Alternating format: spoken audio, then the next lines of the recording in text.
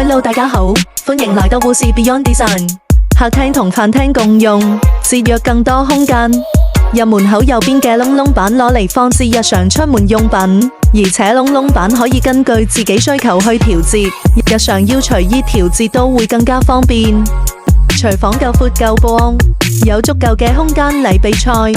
台面預留咗好多位置可以放到好多廚具，客廳位置留咗足夠嘅位置方便走動，又唔會有壓迫感添。呢間房原本係客廳嘅，但我哋考慮到客戶嘅需求，我哋攞咗一部分位置嚟間咗間房出嚟。呢度嘅位置設計咗一排櫃出嚟，方便收納更多嘅嘢。客廳右邊嘅一排窗充分利用光線，望出去就係一個好靚嘅 view。呢邊放個茶水台，可以擺咖啡機同飲水機等。朝頭早一杯咖啡，晚黑一杯 cocktail， 實現早 C 晚 A。茶水台隔籬一排櫃都係用嚟收納嘅。